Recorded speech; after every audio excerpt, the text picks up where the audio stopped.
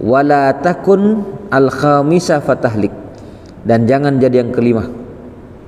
Siapa yang kelima?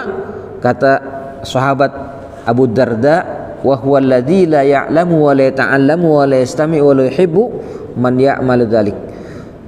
Orang yang kelima yang celaka, dia sudah tidak tahu ilmu, tidak mau belajar ilmu, tidak mau mendengarkan ilmu, dan tidak cinta kepada orang yang mencari ilmu atau orang yang punya ilmu. Ini berarti sebuah kesalahan. Jadi memang orang jahil diuzur dengan kejahilan, tapi orang yang sengaja memanfaatkan kejahilan untuk tidak beramal itu justru besar tuntutannya pada hari kiamat. Karena itu yang benar adalah kita mencari ilmu. Kalau tahu ilmunya kita amalkan semampu kita. Kalau sudah tahu, kita praktekkan semampu kita. Itu yang benar, Pak.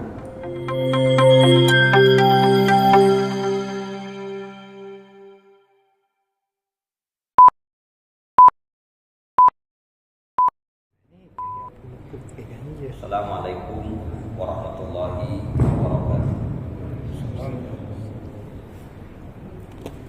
Innal hamdalillah nahmaduhu wa nasta'inuhu wa nastaghfiruh wa nasta'inu wa na'udzu billahi min shururi anfusina wa sayyiati a'malina.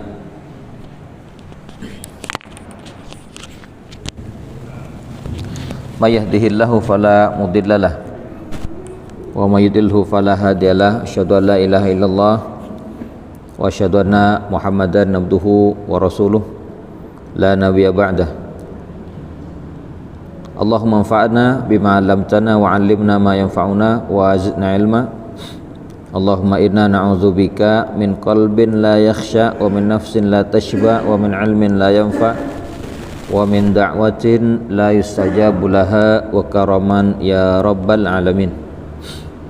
Para jamaah, para mustami'in, semoga Allah meridai kita semua dan membimbing menjadi hamba-hamba yang dicintai olehnya, yang melaksanakan syariatnya dan menjalankan sunnah-sunnah sampai akhir hayat.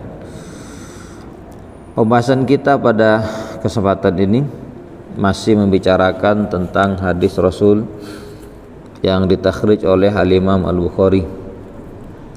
Kita sampai pada hadis 188. Bismillahirrahmanirrahim. Qala al-Imam al-Bukhari radhiyallahu anhu an Hudzaifah radhiyallahu anhu qala, dari Hudzaifah bin Al-Yaman, semoga Allah meridainya, berkata, Sami'tu Nabiyya sallallahu alaihi wasallam yaqul, aku telah mendengar Nabi sallallahu alaihi wasallam bersabda, inna rajulan, adalah sesungguhnya seseorang laki-laki, hadarahul mautu, tiba kematiannya, falamma ya'isa minal hayati,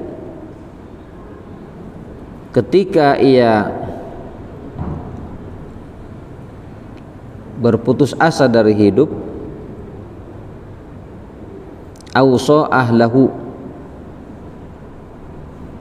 berwasiat kepada keluarganya, idza ana mitu fajma'u li hataban katsiran, kalau aku sudah mati maka kumpulkan untukku kayu bakar yang banyak, wa auqidu fihi naron, lalu bakar, hatta idza akalat lahmi, sampai apabila sudah membakar kulitku, dagingku, wa khalasat ila azmi, dan sampai pada tulang-tulangku, famtuhistu, maka menjadi gosong aku, fakhuduha fathanuha, maka ambil dan hancurkan.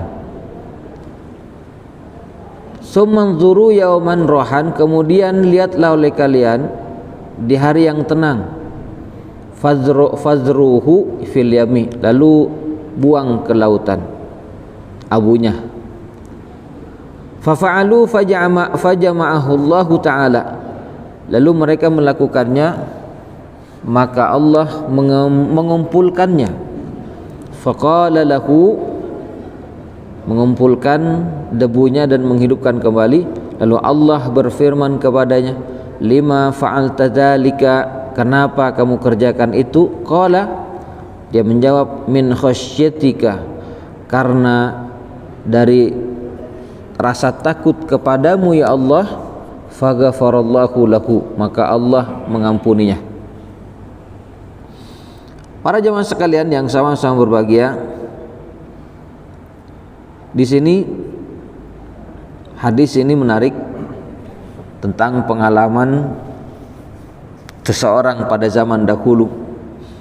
Namun Rasul sallallahu alaihi wasallam tidak menyebut siapa, tapi Nabi menyebut ada seseorang.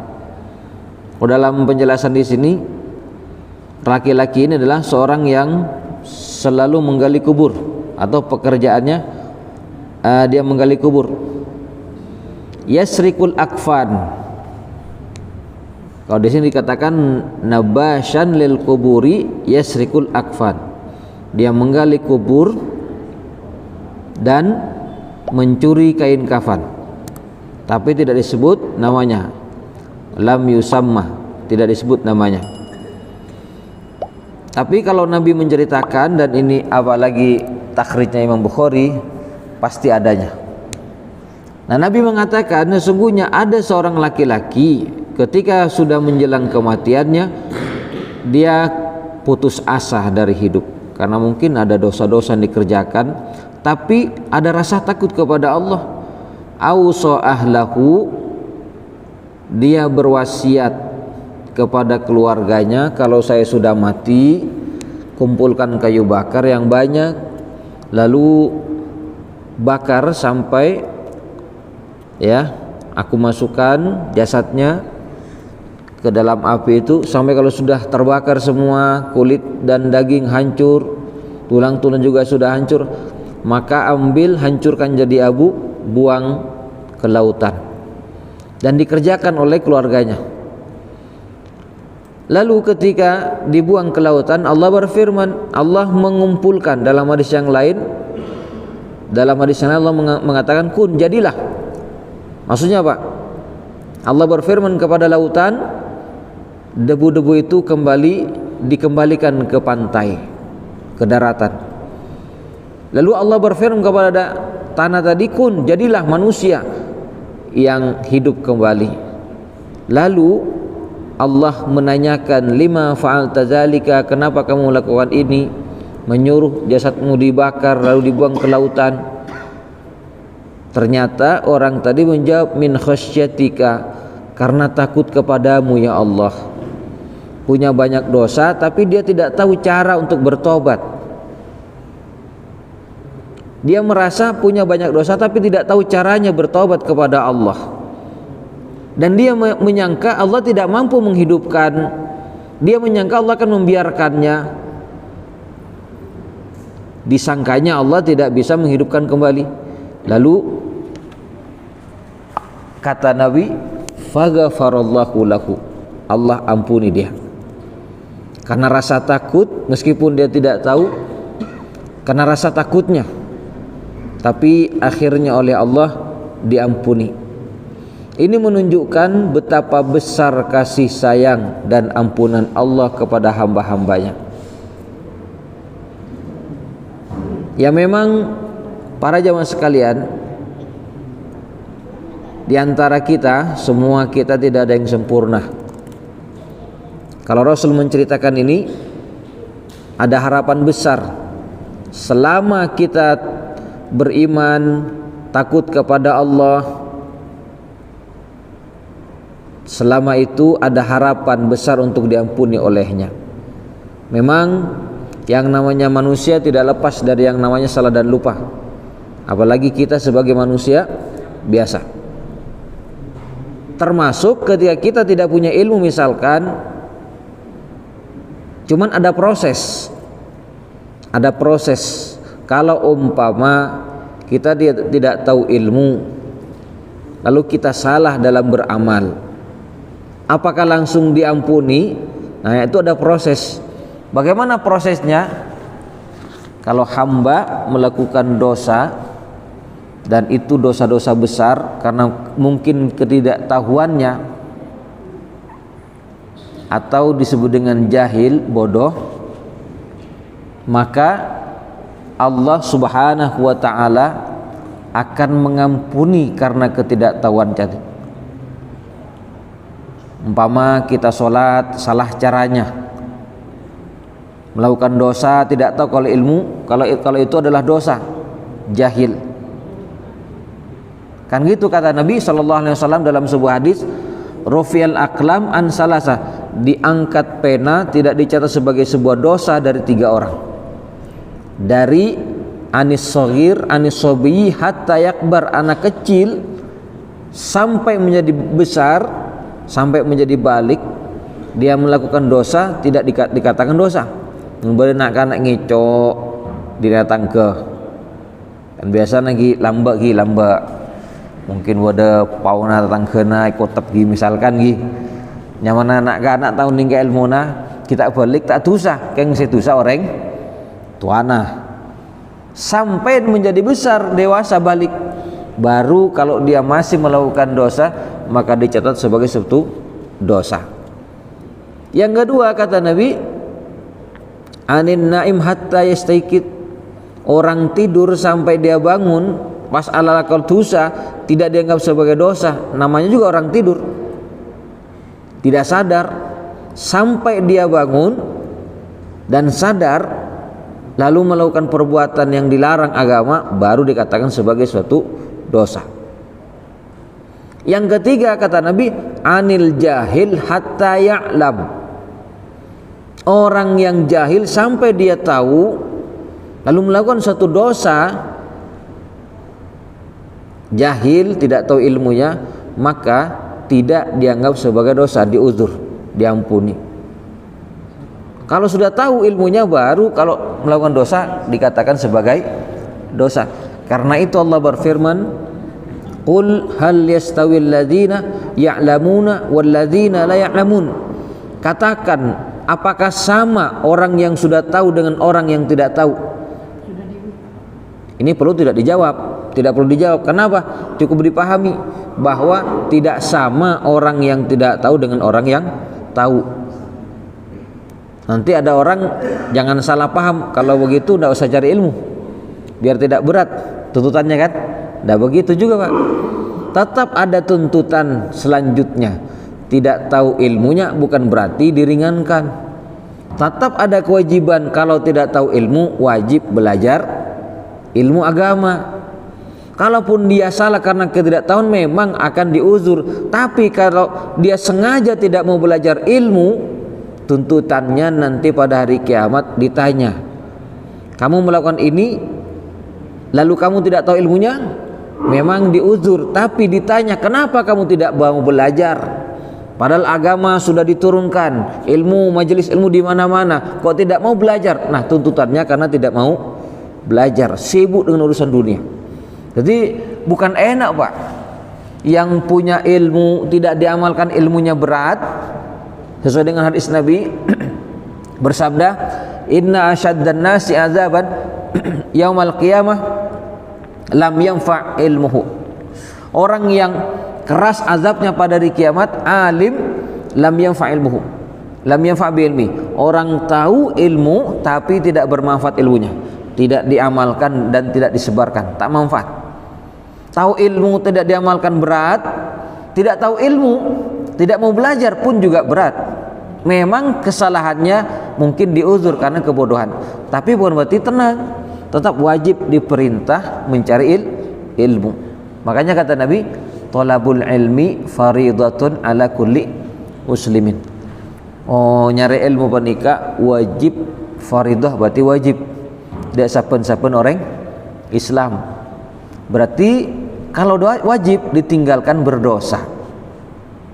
Nah itu nanti tuntutannya. Kenapa kamu sudah tahu tidak punya ilmu masih tidak mau belajar? Dan alhamdulillah di sini yang hadir saya yakin semuanya diantara orang-orang yang suka dengan ilmu. Karena itu para jamaah sekalian yang sama-sama berbahagia, dikatakan oleh sahabat Abu Darda, beliau mengatakan, kun aliman, jadilah orang yang alim, au muta'alliman, kalau tidak bisa jadi orang alim ya muta'alliman, orang yang mencari ilmu, santre otabana mun tak bisa disantren ki santre tak bisa jadi santri muda karena sudah terlanjur tua, paling tidak santri tua Pak.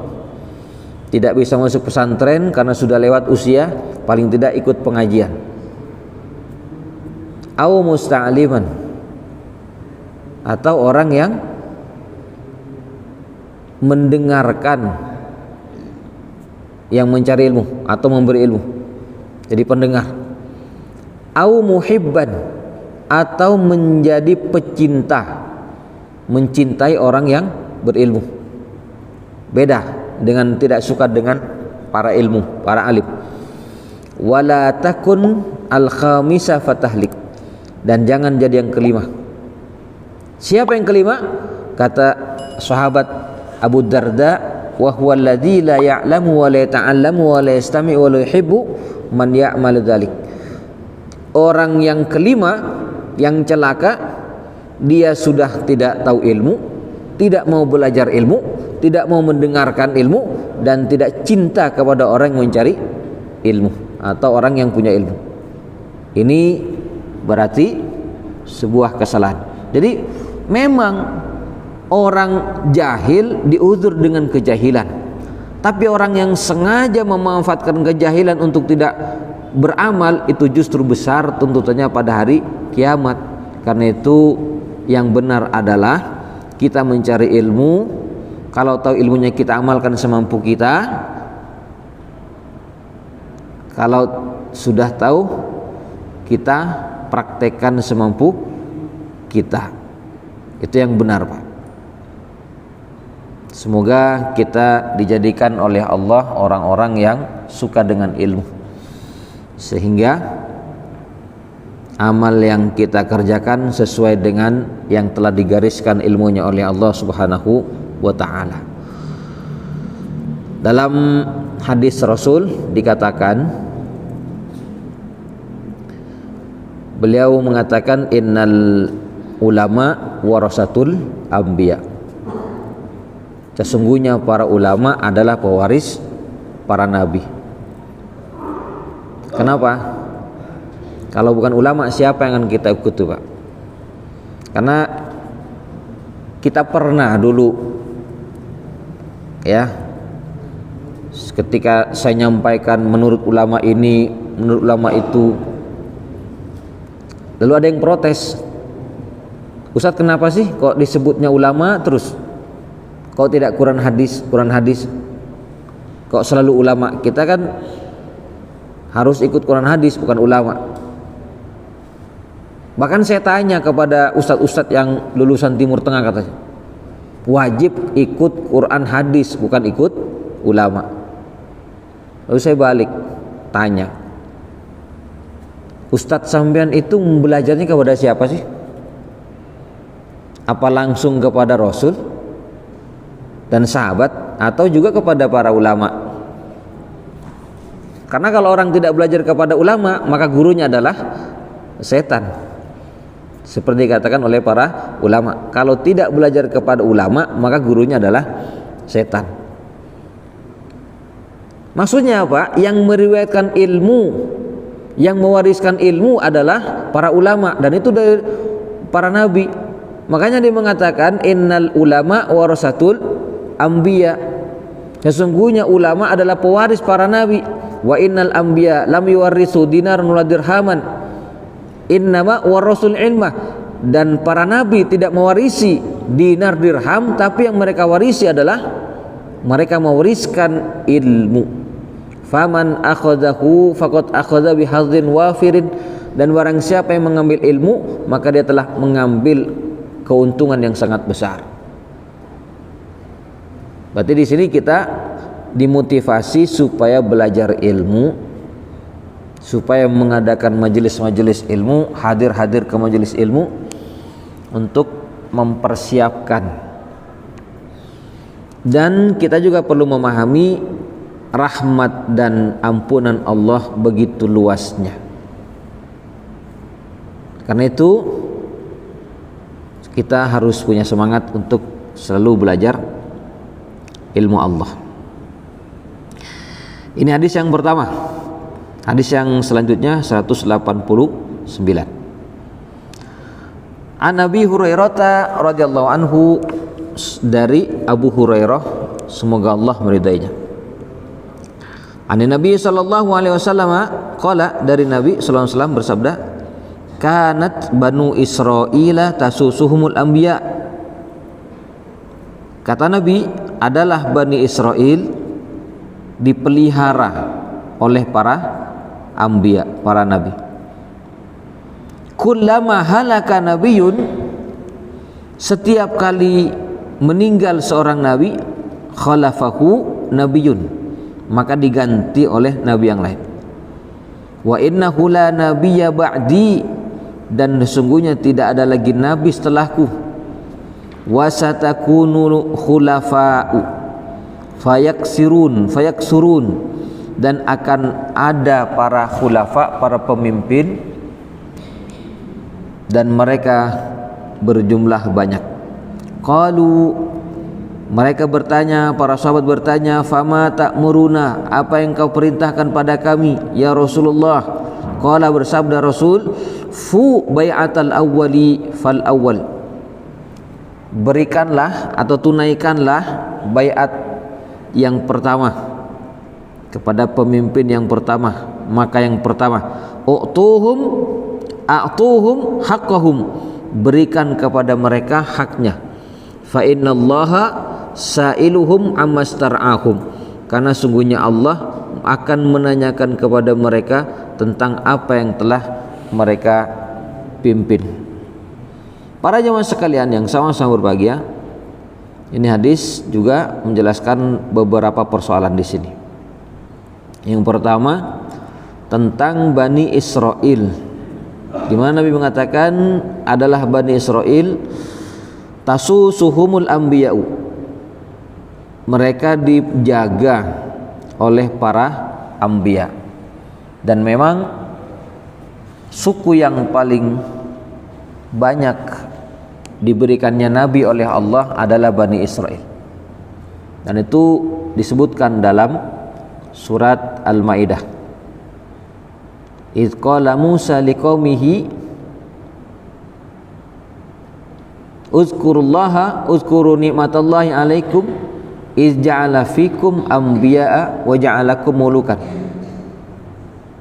Kata Nabi Musa, hai kaumku, ingatlah nikmat Allah kepada kalian ketika di tengah-tengah kalian Allah jadikan banyak para nabi, wa mulukan, dan para raja, wa atakum ma lam yu'ti ahadan minal alamin, dan Allah telah memberikan kepada kalian karunia yang tidak diberikan kepada orang lain dari alam ini. Jadi pada zaman dahulu Bani Israel telah diberikan banyak sekali karunia, banyak para nabinya, banyak para rajanya. Yang dimaksud dengan raja apa? Dijelaskan mulukan, para raja artinya adalah setiap laki-laki yang sudah menikah dari Bani Israel itu sudah status seorang raja. Ya, belum lagi raja-raja yang lainnya.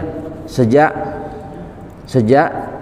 anak dari Nabi Yakub sampai kepada Bani Israel setelah sampai Rasul Shallallahu Alaihi Wasallam. Maka disebut dengan Bani Israel karena Israil itu nama lain daripada Nabi Yakub. Jadi Nabi Yakub bin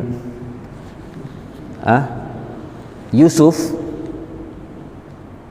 bin Yusuf.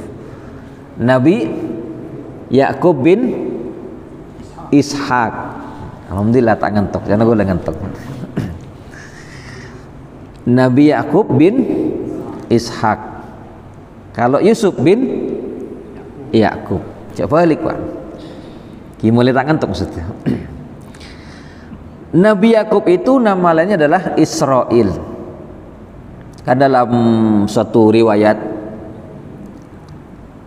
orang Yahudi datang kepada Rasul menanyakan, di antara pertanyaannya begini, ya Muhammad, kalau kamu seorang nabi pasti bisa menjawab. Kalau kamu kan nabi nggak bisa jawab. Karena apa? Pengetahuan itu hanya ada di dalam kitab Taurat. Yang tahu adalah para nabi. Nah, pendeta-pendeta Yahudi datang kepada Rasul mau mendebat. Di antara pertanyaannya apa? Coba, apa sih yang dilarang, yang makanan apa yang diharamkan oleh Yakub? Kalau kamu bisa menjawab pertanyaan ini, kami akan beriman. Dijawab oleh Nabi, alam ta'lam, kalian tahu anna Israil Yakub, bahwa Israil nama lain daripada Yakub maradan syadidan, suatu ketika sakit keras, dan beliau mencintai, menyenangi makanan favorit, daging onta dan susu onta. Lalu bernazar, kalau Allah sembuhkan dari penyakitnya, akan mengharamkan untuk dirinya daging dan susu onta. Apa kata Yahudi? Allahumma na'am, ya Allah betul katanya. Terus tanya-tanya yang lain untuk mencari alasan. Di antara pertanyaannya, siapa wali kamu dari kalangan malaikat? Kata Rasul, setiap nabi walinya adalah Jibril. Kata Yahudi, kalau begitu kita pisah. Kenapa? Wali kami bukan Jibril, tapi wali kami adalah Mikail. Nyari alasan Pak, orang Yahudi menikah. Nah, kembali kepada persoalan, sehingga disebutlah sebagai Bani Israil adalah keturunan dari Nabi Yakub bernama lain Israil. Sejak Nabi Yusuf terus ke bawah sampai Nabi Musa, sampai kepada Nabi Isa, banyak para nabi di kalangan Bani Israil. Tapi mereka juga banyak melakukan penentangan demi penentangan. Bahkan saking jahatnya Bani Israil, dalam satu hari mereka membunuh puluhan para nabi dan ratusan para ulama Bani Israil. Saking kejamnya mereka. Padahal Allah sudah kasih bukti-bukti. Apa yang tidak dikasih bukti tentang mukjizat-mukjizat yang mereka lihat dengan mata kepala, dan mereka mendapatkan juga keajaiban-keajaiban. Maka banyaklah terjadi kisah-kisah ajaib yang disebut dengan kisah Israiliyat dibanding selain Bani Israil. Para jemaah sekalian, lalu kata Nabi SAW, para Bani Israil dipelihara, dijaga dengan diutusnya para nabi oleh Allah Subhanahu wa taala. Sampai yang terakhir adalah Nabi Isa alaihi salam. Bahkan sebelum Nabi Isa ada Nabi Yahya. Nabi Yahya pun juga sudah memberikan menjadi saksi bahwa Isa bin Maryam itu seorang nabi, di mana baru lahir sudah bisa berbicara, sejak kecil sudah bisa berbicara, mengatakan bahwa saya adalah utusan Allah dengan mukjizat yang lainnya. Jadi mereka banyak melihat kejadian-kejadian ajaib, kisah-kisah yang ajaib dari Allah, tapi to demikian banyak penentangan. Kullama halaka nabiyyun khalafahu nabiyyun, setiap kali wafat meninggal seorang nabi diganti oleh nabi yang lain. Lalu kata Nabi, wa innahu la nabiyya ba'di, dan tidak ada lagi nabi setelahku. Maksudnya apa? Penutup dari Bani Israel nabinya adalah Nabi Isa alaihissalam. Rentang waktu ada antara Nabi Isa sampai Nabi Muhammad SAW itu 700 tahunan. Nabi Isa wafat, dan umat Nabi Isa yang mereka meyakini Isa adalah utusan Allah, tapi juga terpecah. Ada yang meyakini Isa adalah ibnullah, anak Allah. Ada juga yang meyakini Isa adalah ya Allah. Itu dijelaskan dalam surat Al-Maidah juga. Nah, rentang waktu itu antara Nabi Isa dengan Rasul 700 tahunan. Ya, di situ ada tentang siapa yang diceritakan dalam surat Yasin, disebut dengan Ashabu Yasin, orang-orang yang diceritakan dalam surat Yasin. Id arsalna ilaihi musnaini fakazzabuhuma fa'azzazna bisalisin faqalu inna ilaikum mursalun. Kan ayat lagi sampai ke Budi. 3 ustad, nah mungkin 3 ustad. Ada 3 utusan yang dikirim ke negeri Antioquia. Ternyata 3 utusan itu bukan nabi, tapi ustadz untuk mendakwakan kerajaan Antioquia yang menyembah berhala. Terus panjang ceritanya. Jadi itu ternyata umat Nabi Isa, termasuk Ashabul Kahfi. Ashabul Kahfi itu termasuk umat Nabi Isa 300 tahun kemudian setelah Nabi Isa. Termasuk Ashabul Ukhdud. Ashabul Ukhdud, orang-orang yang dilempar ke parit dalam surat Al-Buruj. Termasuk ada bayi yang menguatkan seorang ibu yang mau dilemparkan ke parit yang ada apinya. Ibu sabar, karena tempatmu di surga. Bayi yang berbicara dilemparkan ke parit. Nah, itu semua adalah umat Nabi Isa, banyak diceritakan dalam Quran. Terakhir Nabi Isa. Lalu setelah Rasulullah Shallallahu Alaihi Wasallam diutus, maka agama yang paling benar setelah itu adalah yang dibawa oleh Rasul. Maknanya sebelum Rasul kita diutus, seperti mana dijelaskan oleh Imam Ibnu Katsir dalam tafsirnya, sebelum Rasul kita diutus, agama yang paling mendekati kebenaran adalah agama Masihiyun, agama yang meyakini Nabi Isa. Dan waktu itu adalah agama yang paling besar di dunia, yakni yang meyakini Isa adalah anak Allah. Pusatnya di mana? Kerajaan Romawi atau negara Bizantium. Rajanya Heraklus atau Hirkol. Terus itu di Palestina, di Syam. Pusatnya di Syam. Setelah itu ke barat, ke Mesir, kan ada kerajaan Iskandariah. Di zaman Rasul disebut dengan Raja Mokokis yang didakwai oleh Rasulullah. Itu agama resminya adalah ini Masihi. Terus ke selatan, Raja Najasyi atau Negus. Hijrah pertama, sahabat nyebrang ke mana? Ethiopia. Itu juga agamanya resmi, agama pengikut Masihi.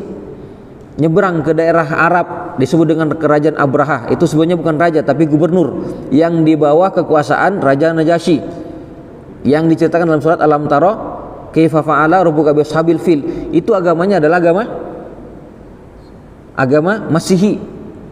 Termasuk paman Rasulullah atau sepupunya Khadijah yang bernama Waraqah bin Naufal, seorang Arab yang beragama Nasrani, yang menerjemahkan kitab Injil ke dalam bahasa Arab, yang memahami tentang ciri Nabi yang terakhir.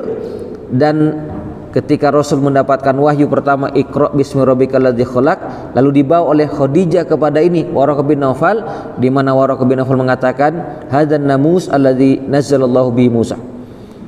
Itu adalah namus nama lain dari malaikat Jibril yang datang, yang Allah kirim dulu kepada Nabi Musa. Kata Waraqah bin Naufal, seandainya aku masih hidup ketika kamu mengusirmu, aku pasti menolongmu dengan pertolongan yang sangat berarti. Wahai pamanku, awamukhrijiyahum, apakah mereka akan mengusirku? Maka menjawab, tidaklah seorang laki-laki datang membawa seperti apa yang kau bawa, pasti dimusuhi oleh kaumnya. Jadi sebelum Nabi kita diutus, agama yang paling mendekati kebenaran adalah agama Masih. Tapi kalau sudah Nabi kita diutus, yang paling benar adalah Islam. Maka semua orang harus ikut agama Islam. Para jamaah sekalian yang sama-sama berbahagia. Dan kata Nabi, wa innahu la nabiyya ba'di, tidak ada lagi nabi setelah aku. Setelah Rasul diutus, penutupnya adalah ya Rasul, nabi yang terakhir. Nah, inilah yang membuat Bani Israel yang beragama Yahudi yang tinggal di Madinah tidak mau beriman kepada Rasul. Kenapa? Karena nabi yang dijanjikan bukan berasal dari Bani Israel, tapi yang dijanjikan dalam kitab Taurat dan Injil ternyata berasal dari bangsa Arab. Di saat itu orang-orang Yahudi musuh besar kepada bangsa Arab, musuh besarnya. Ternyata nabi yang dijanjikan berasal dari musuh besar, akhirnya tidak beriman kepada Rasul. Kan gitu. Yawaddul ladzina kafaru min ahlil kitabi law yaruddunakum min ba'di imanikum kuffaron hasadan min indi anfusihim. Jadi orang-orang ahlul kitab, musyrikin dari ahlul kitab, ingin kalian menjadi kufur. Kenapa? Karena hasad, iri kepada Rasul, kepada orang Arab. Para jemaah sekalian yang sama-sama berbahagia, Indonesia. Karena sudah waktunya selesai, saya kira cukup walaupun pembahasan belum selesai. Malam mantar amam fatah gigi nyun seporah manabi banyak salamun lopah. Kafa bihadzal qadar. Wassalamualaikum warahmatullahi wabarakatuh.